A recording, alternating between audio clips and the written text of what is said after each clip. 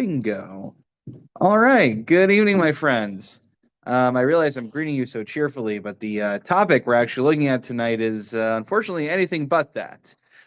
We are going to be taking a look at perhaps, I know I always start off this way, but that's just how it works. One of the most critical tshuvos penned in the Igros Moshe, but when I say it, I really mean it because of the results that it had for people who are in dire straits, right? So, look, if Moshe never gave that psak allowing us to drink most milk in America, I mean, look, we'd survive, right? Like, great, we'd have to pay a premium for Chalav Yisrael, it would expire faster for some reason, but we would all be fine. Look at the date of this tshuva, my friends. Tuf Shin Zion. Anyone know what year that is? 1947. Yes. So just as the dust is still clearing from the Holocaust, Ramosha Feinstein was asked, looks like Carmita is joining us. I think she is. I hit the button. She's in. Welcome, Carmit. Just as the dust is clearing from the Holocaust, and people were still processing the depth, the incomprehensible depth of the tragedy and the atrocity that was perpetrated by the Nazis, people started asking halachic questions that emerged from it as well.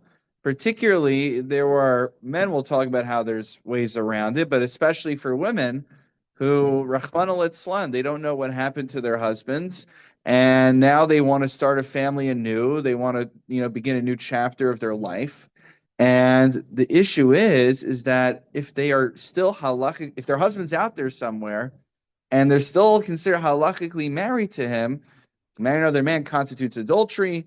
The children born in that union would be mamzerim, which means that they would not be allowed to marry into the Jewish people unless you find a mamzeres. But this whole entire thing is far from ideal. Very small dating pool.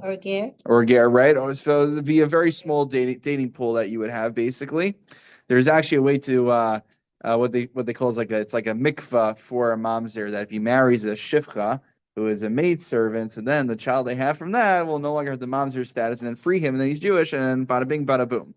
But these are all far from ideal circumstances. So Moshe, in 1947, he opens up the tshuva by writing, "B'davar elu shahayu be'Auschwitz uchadome, mi'amakomos she'anazis yamach shemam sarfum b'chavshuni eish o b'chadr hagaz." So, it describes what was going on in the concentration camps, the furnaces, the gas chambers. V'nitzlhem rak ma'atim gamlo echem me'elef, and hardly anyone survived, not even like 1 out of 1,000. And regarding those, that the last thing we heard of them is that they went to the concentration camp, but we never got confirmation about their demise. What is the status of these women? And you have thousands of women who are basically held in halachic limbo right now. And so with that, Ramosha says, my humble opinion, I'm going to discuss this matter, b'davar chadash, he's taking out his halachic big guns, and he says, I'm going to figure out a way to make this work. I found a way to enable these women to remarry in a way that I think makes sense, is compelling halachically. But notice he also writes, if my colleagues will agree with me on this. Now that's interesting, just methodologically. You don't often see Ramosha saying something like that. If my colleagues will agree with me. He was a humble man, but when it came to halacha, he was very fearless. In fact, he believed also that there was no necessity for him to consult the later halachic works of his peers and of those who were like a generation earlier than him, and hardly any of those who were a few earlier than that, because methodologically he felt you have to study the Talmud, study the classical commentaries, study the Shulchan Aruch with its classical commentaries, and come to your conclusion based on that.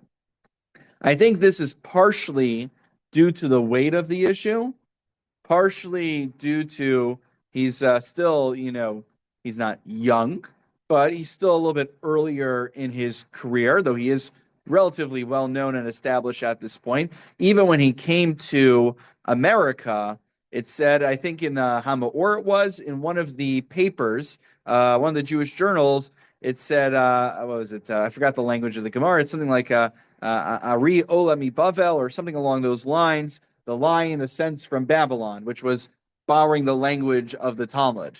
So they already recognized that he was big stuff when he got there. The third might just be very practical, which is he's confident in what he's about to rule.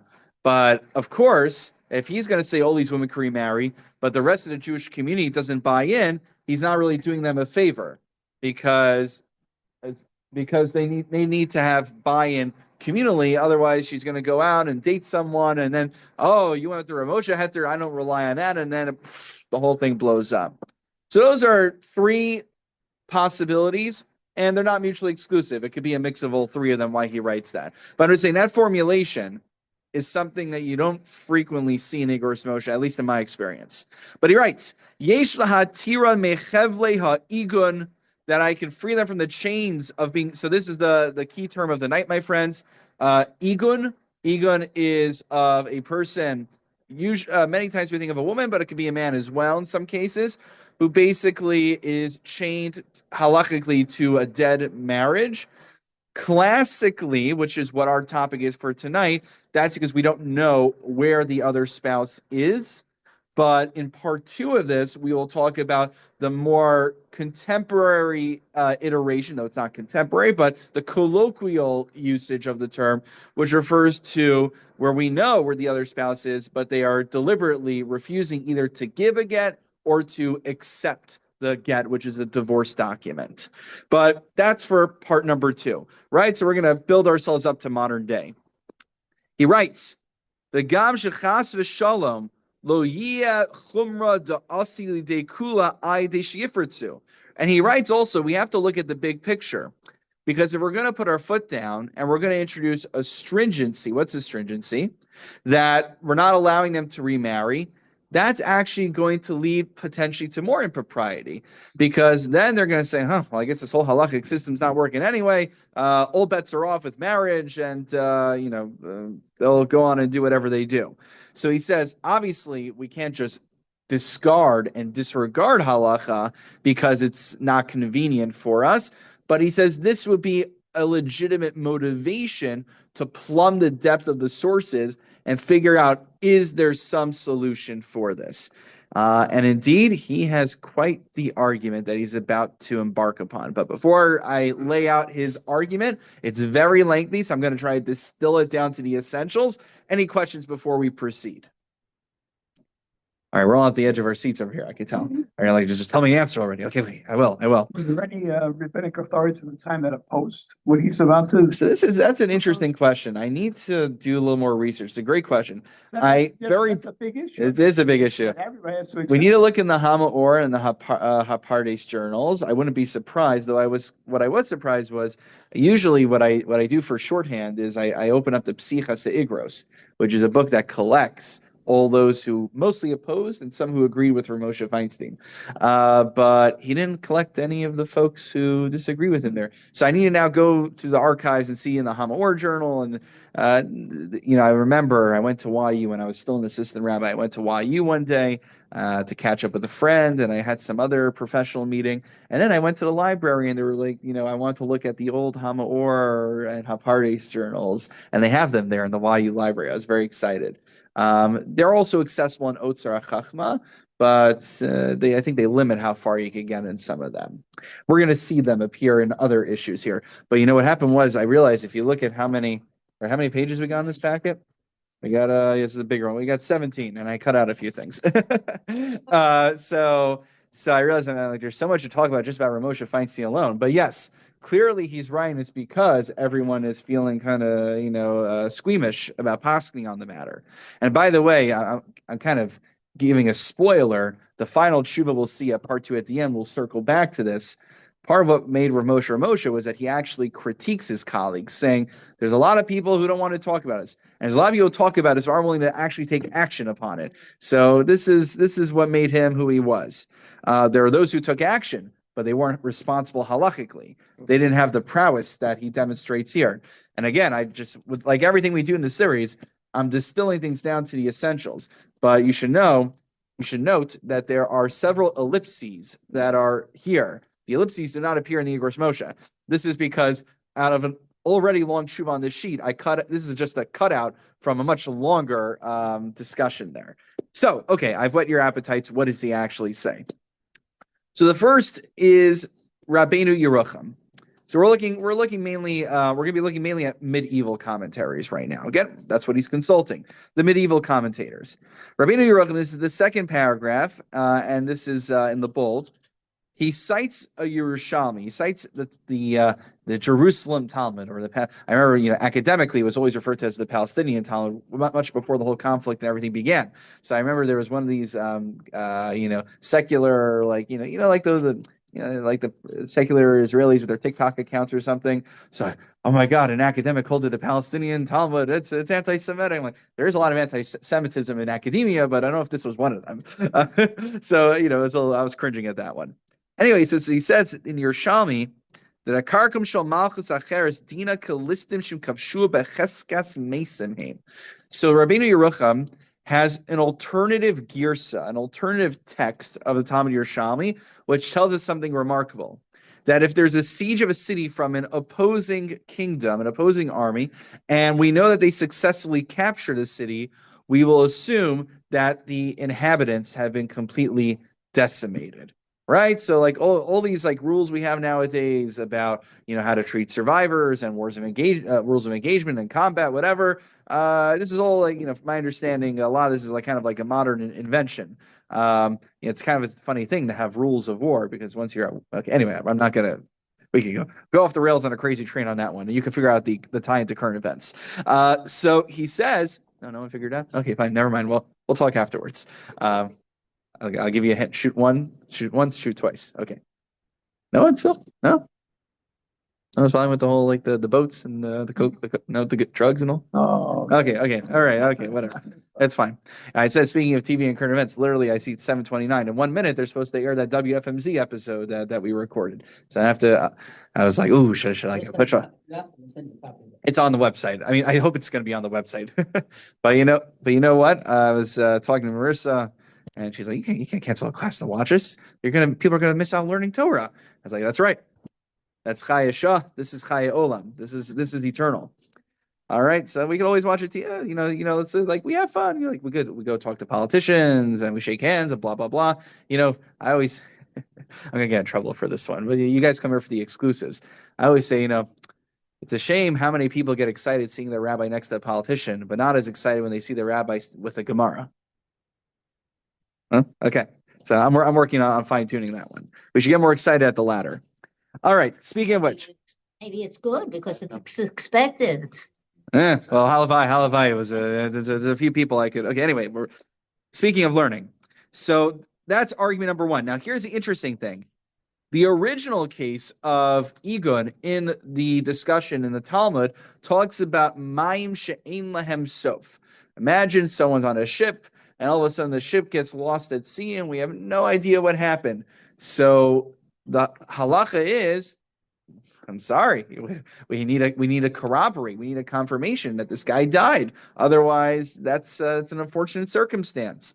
So he said, oh, sorry. Go ahead. It could be. I thought in Yevamos it comes up, but I'm sure it cross-references a number of Masechtas. The wife a get on condition. Yeah, very good. Yes, you give it al tanai. Come back. You give a get al tanai. There's a discussion also about giving a get al tanai, a divorce, contingency divorce document. I think going out to Israeli army. going out to war. Oh. And unfortunately, it's nothing new. It's not unique to the Israeli army. It's a discussion in Talmud also about that, about making such a stipulation. And I think there's a discussion also about Uriah, how David Hamelech, King David, sends him out off to the front lines, and then Bathsheba's back. So the question was there really an act of adultery? Was he already dead anyway? So okay. So yes, this is all relevant. So look at the last paragraph on the right side of page 1, battleship coordinates. In my humble opinion. Now you might say, wait a minute. I thought the Talmud tells us that if a guy gets lost at sea, we still need corroboration to know that he died before this woman can move on. So why should an invading army be fundamentally any different? So he says, you know why? Because biblically speaking, on a Doraisa level, really, if that guy gets lost at sea, most people get lost at sea, they're done for. So we could assume he's actually dead. It's only midrabanan. The rabbi said, look, this is heavy stuff. We're dealing with Gilei Rise, potential adultery. This is something we don't play around with. We don't just say, there's a majority chance. We want to know before she moves on and then has, kids and then grandkids. And then Rahman al-Islam, imagine the guy all of a sudden shows up one day and then you have this whole family, they have 6 kids and then they have 60 grandkids and then they'll multiply and it can be terrible. I mean, I know I'm laughing as I'm saying, but it's really not funny. It could really have huge ramifications that could destroy an entire family. So he says, but look at the bold. Do ulai lo tiknu lasor el bedavar shas safek barov hapamim hurak al ish echad. What's the fundamental difference? Where did the rabbis make this stringency? Vis-a-vis, there's a one-off individual who, Rahman al-Islam, heaven forfend, he gets thrown off into the sea, gets thrown off a boat, and we never find him. But va'az afil kishin istamish hayisafek al harbe anashim lo tignu lasor. Wait. But maybe the rabbis never goes there. They never declared such a stringent parameter when you have an entire collective of people that are put in harm's way. So an entire city that siege is laid to it and then is conquered and is decimated by the invading army. There, who's to say the rabbis extended that stringency to an entire collective, to an entire tzibor? Vinishar adina dazina basar ruba. So then we fall back on the default. What's the default? The basic principle of achrei rabim lahatos, that in general, when there's a doubt, we follow the majority. That's, a majority of a rabbinical court rules one way, or a majority statistic of something occurring. Now, even though fundamentally we would say it's the same kind of doubt I would have if somebody was lost at sea. Or maybe it's even worse than that, he says. Nonetheless,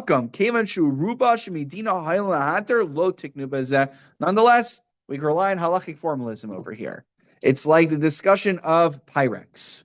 We're like, what does Pyrex have to do with any of this? So we know that as Ashkenazim, I just racially profiled everyone. I'm here, Sephardi, sorry. Okay, fine. As Ashkenaz, what? Carmine, is Carmine Sephardi?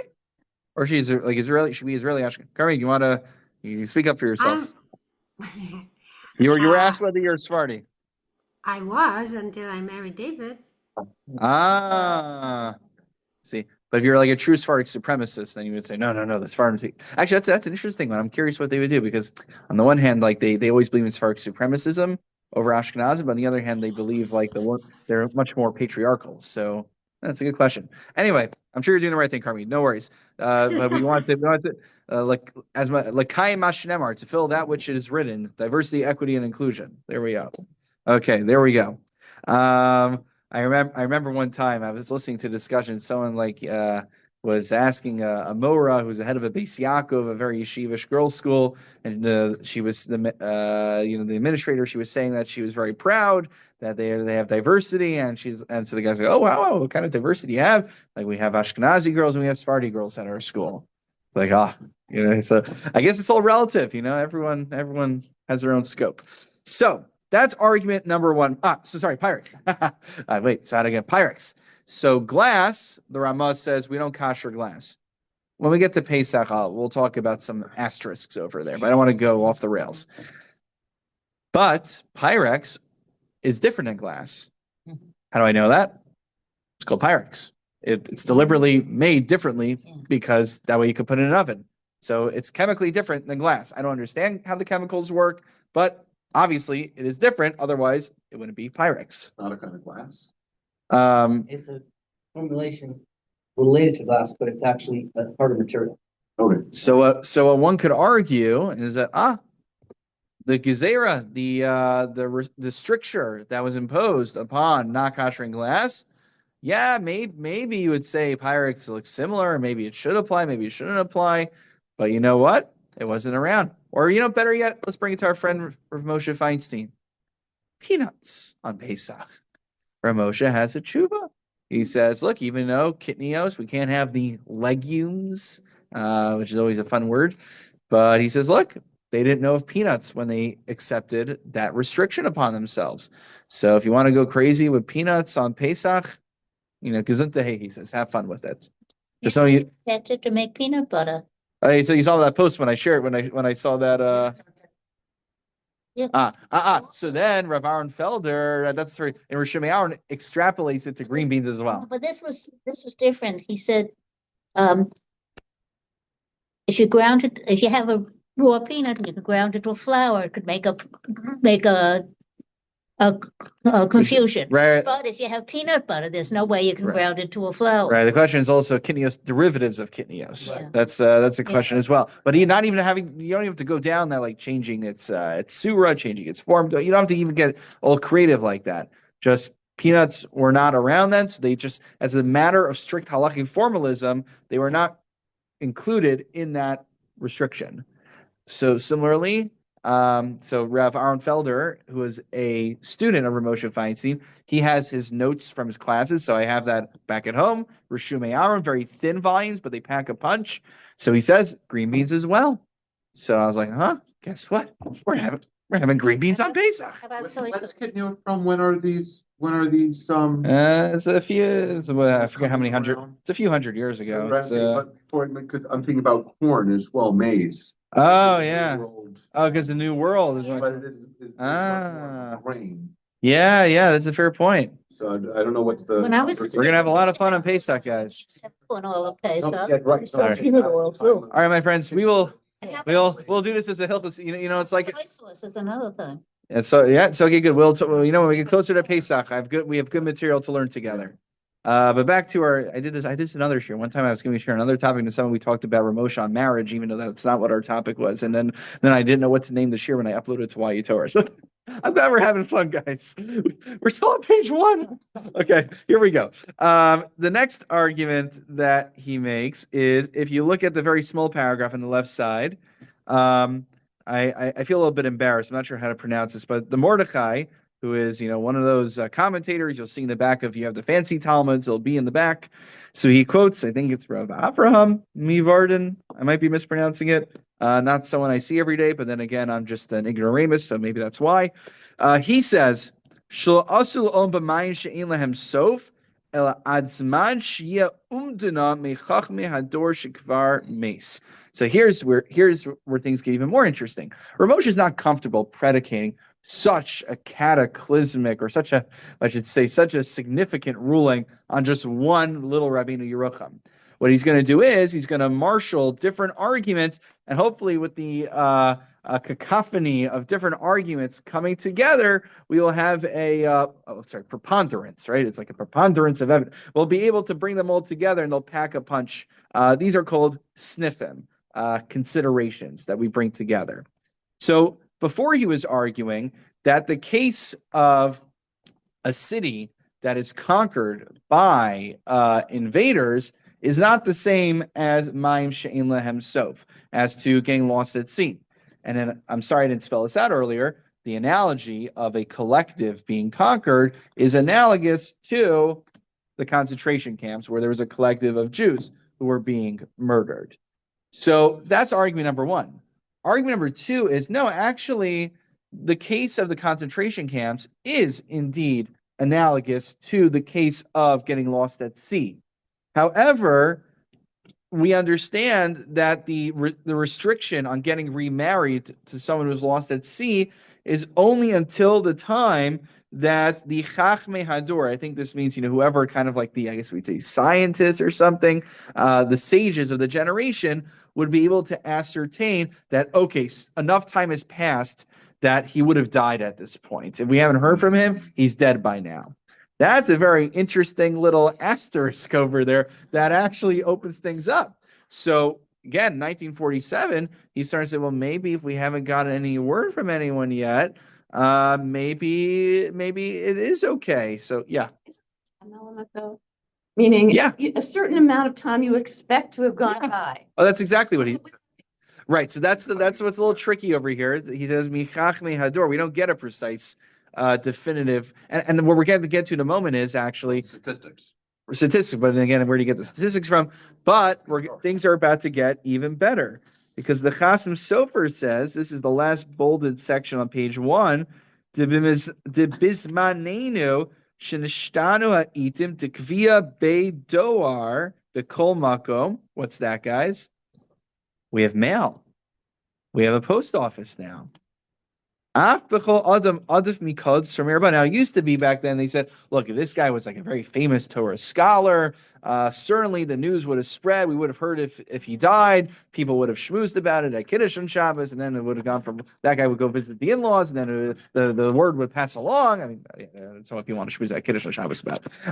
But here, we don't even need to rely on someone's reputation getting the word out. The fact that we have mail nowadays, the coroner could basically just mail out to all the surrounding areas and just give a little bit of time, and we would find out one way or the other. So that's where he continues, and then go to page 2 now, just jumping from bolded section to bolded section. I was gratified to see that Jackter uses the same methodology as I do. He says we're going to go from the bold words to the bold words. But I like to put the context there, if at least for myself, just when I'm reviewing it. He says, Yesh mamela svara gedola hatir bismana zeh l'shitatzim shugam kol adam kala islay. Everybody's equal. You don't need to, be a big TikTok star on social media for people to know that you exist. The word would get out. And then next one, v'gam mitzad alachas va'oni hagadol v'aretifos shebechol makomos mevagish kol echem yisrael shenisher b'chaim es krovav shebekan America. So he says, no matter where you find yourself, you're going to be putting the word out, trying to find your relatives. Shehisher Hashem yisparach b'rachem of lepleta, that Hashem has enabled to survive. V'chosi lahem, and you're going to be writing letters everywhere, trying to see if anyone has found your family. V'gam l'rachokim. Kosim Shavarihu Umdana Demuchak Tumizeshal Nishrameno Shnerag. And if people are frantically writing letters to all these different places where they heard Jews fled to say, have you seen my family? So people are going to be putting the word out there. And if we give enough time for those letters to circulate and we still don't hear back, we could assume that the person, Rachmana son, did not survive. On the bottom of page 2, right side, so he writes, so with all these different considerations, and primarily with the first point that we made about Rabbeinu Yerucham, it seems to be he thinks the main argument is that a collective is different than an individual getting lost. That's his main argument. The rest he just peppers in on top of that. He writes, Sheyesh lahater neshe elu shahayu be'Auschwitz, that we should permit the wise who survived Auschwitz, Uchadome, Mikol Makomo Sha'amdu Li Hareg Lamus, Begaz, Ubashar Misos, that they were sent to the death camps where people were designated to die. We assume that indeed, Rahman al-San, they were actually killed. Below Nishma Mehem Klum, and we haven't heard from them at all. Av Shikvar Avru Eza Shanim, if a few years have gone by at this point, we haven't heard from them, we could assume that they died. And he writes, we don't believe that they could have escaped from there. Things were very well guarded. And even though there's a discussion in the post about, well, what if you could have bribed them? We don't think that people in there didn't really have any possessions with them that they could have bribed with. So he says all the way at the end, this is the last paragraph in source Aleph, L'chein, and kind of the last line there. L'chein. So we permit the women who survived, whose husbands were brought to these camps. This is what I think, and not just what I think, but I will rule in accordance with this practically. To prevent all of these women from being chained. And to not prevent the Jewish people from repopulating, and that they shouldn't turn to licentiousness. So notice 3 distinct arguments. Some he mentioned earlier, some he throws right in the last few words. These are in black and white, but in the original copy I made for myself, each one's a different color to highlight that. So number 1, for the women's own benefit. Number 2, for Klal Yisrael's benefit, for the Jewish people's benefit, that we should be able to repopulate after the war, especially. And number 3, to prevent, sin from coming about as well. So this is his initial tshuva. There's a follow-up. I'll take questions in a moment. Let me just do quickly the follow-up. This is a Tafshin Ches, so just roughly a year, give or take later. It's a similar tshuva as well. We're not going to go through all of it, but again, just a few highlights to buttress what we just saw. Look at the bottom of page 2. Last 2 lines. Umachmas shemechuyavin lishkod l'takanas benos Yisrael. He says, why am I again writing a tshuva to save these people? It's for the benefit of the Jewish women. Iyanti be'inyan hachamor hazeh. Because of them, I took upon myself to research this. Bashem yisparach yazrenu shel nichshal chas v'shalom b'dvar halacha la'olam. And God so help us that we should not falter while we try to analyze and produce the accurate halacha. So he says, and this is what I'm going to say. This is his MO. And then in the middle, he gets into some of the reasoning. But then again, just look at the end, the final paragraph here. This is my humble opinion in my analysis of this very, very grave matter. And once again, he reiterates in this tshuva, and if more poskim, more halachic arbiters will concur with me, then we can do this. Now, I don't know if there's a difference, by the way. I just noticed this. Originally, he says, my colleagues will agree.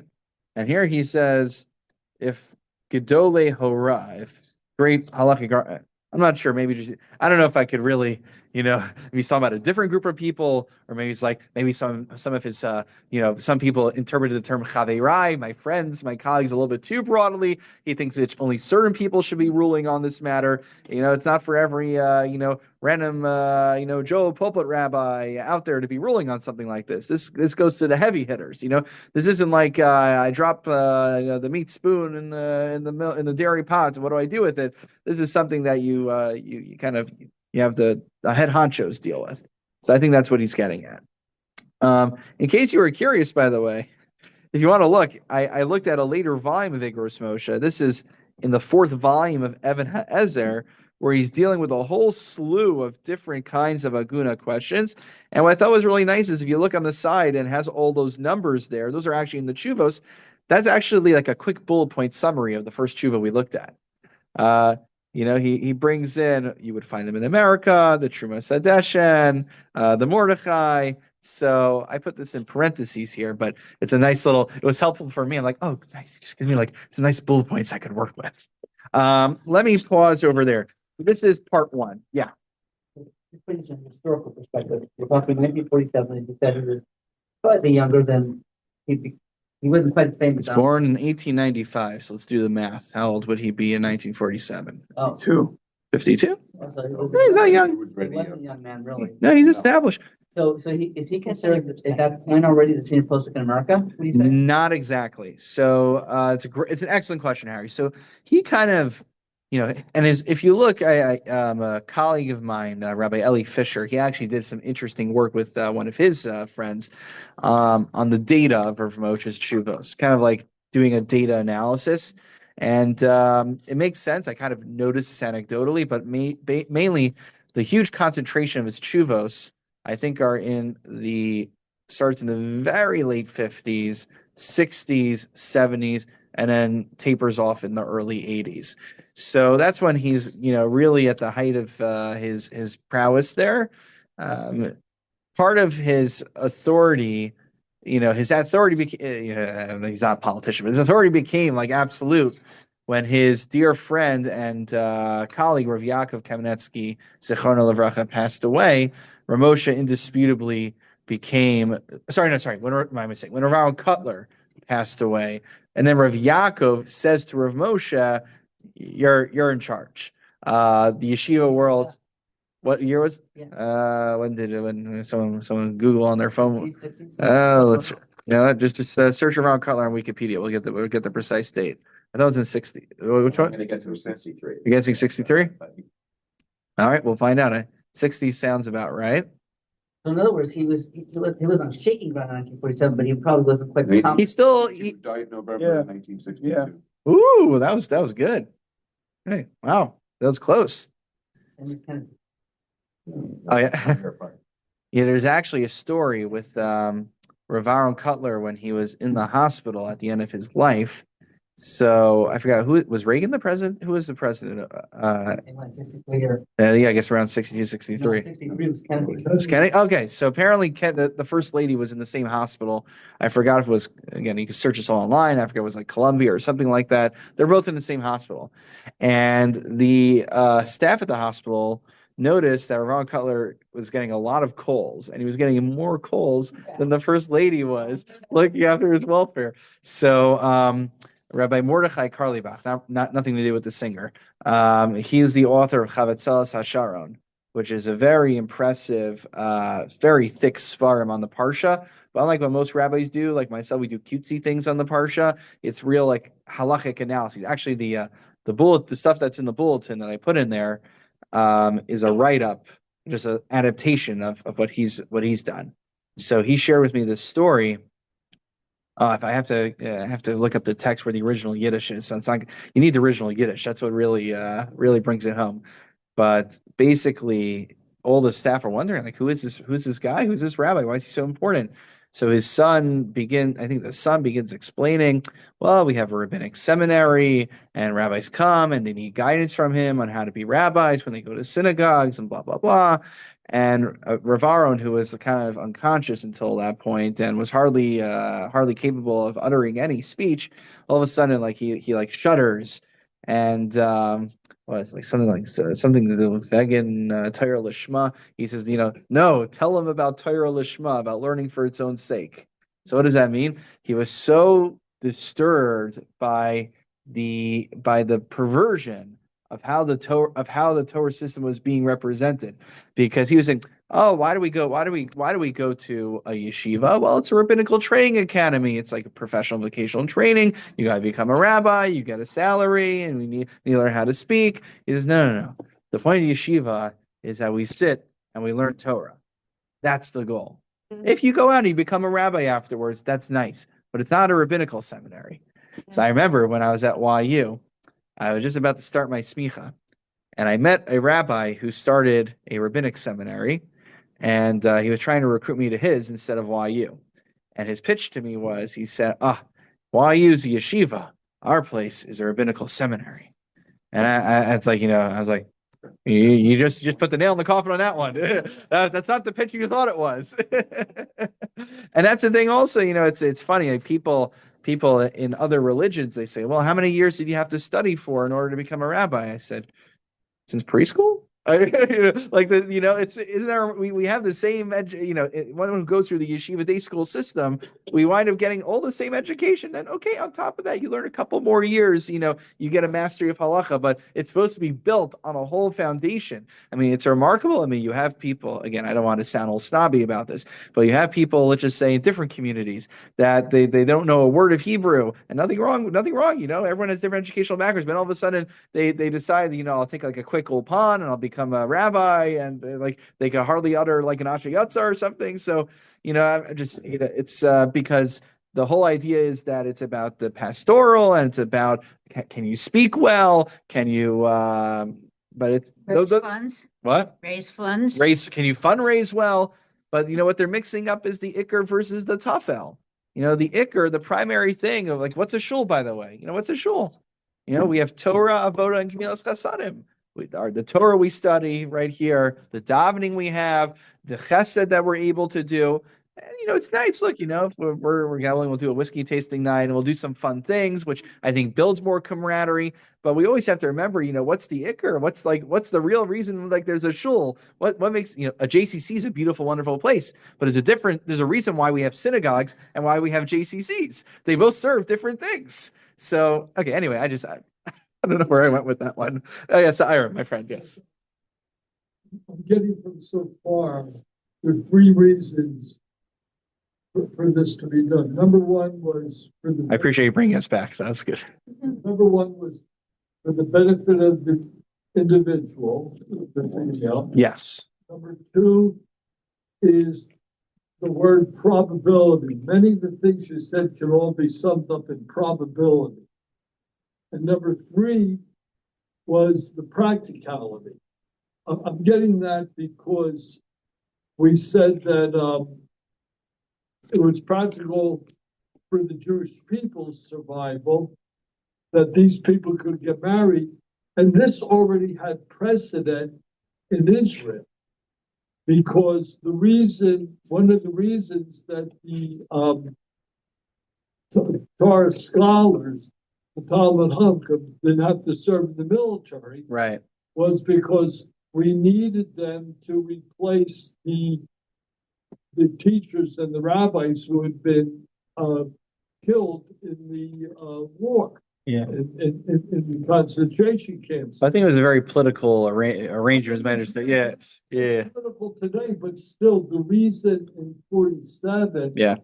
that came about was because without education, without replacing the scholars, it would be very hard to perpetuate Judaism. Mhm. So without enabling these women to get married, it would certainly be difficult to perpetuate Judaism. Also, we needed these Yeah. people from a practical point of view. And it just so happens, this is a side note, is that Erica's aunt was in that situation. Oh, wow. Because her husband, his name was Daniel Kammer, Mm. and with Daniel, you can probably figure out where he got his name, was killed, we Wow. assume, in the concentration camps, Mm. and enabled her to Wow. remarry. So that was a It's better. not just a theoretical. Right? This is very real. Many families have been started, and many people who are living today are because of this psak. Now, one thing I guess I'll just say, and then I guess this is probably a good place to conclude because we're not going to start the next topic. One thing I just want to kind of sharpen the point that you're bringing up, Ira, is that there's an important thing to distinguish between motivation and just motivation/justification versus the halachic mechanics. Mhm. So the justification for him embarking on this halachic journey is to help these women, each as on individual, personal levels, to repopulate the Jewish people and to prevent licentiousness. But that would not be sufficient on its own merits. That's sufficient cause to maybe rely on these minority, because what he's doing is he's basically bringing in a number of different minority opinions and making a whole tapestry, or he's tying them all together to make an argument, or whatever metaphor we want. We got I should know, it's building a case, that's all. He's building yeah, very good. He's building a case. So, but we're only able sometimes to rely on these non-normative opinions when we are in what's called a shas adchak, extenuating circumstances. And frankly, there is no greater shas adchak. I can't imagine a greater shas adchak, a greater extenuating circumstance than this, not just for one person, but for thousands of people. So what we just did tonight basically was we did section 1 on this sheet over here. Here, I thought I was going to get this all done in 2 sessions. That's always how it starts off. I have to multiply whatever my prediction is by 3. But next time, we're going to move things to, if you look at the date on the next tshuva, into the 1950s, and certainly beyond that, we're going to be talking about retroactively annulling marriage. So not necessarily saying, is the guy dead or not? But no, the guy's alive. But if he's, for whatever reason, we can't get a get out of him, is there a way for us to retroactively annul a marriage? And then we're going to talk about what's called a heter mei rabbanim, which is, it's not used as often as people think, but getting 100 rabbis sign on a document that can free the man. Why is it different for a man versus a woman? We'll talk about that as well. And then we are going to, at the very end, talk about how Rav Moshe Feinstein's tshuva may have unwittingly served as one of the main points of precedent for the Basin of America's prenuptial agreement that's used by many today. So we got a lot to cover, my friends. So this is just the beginning.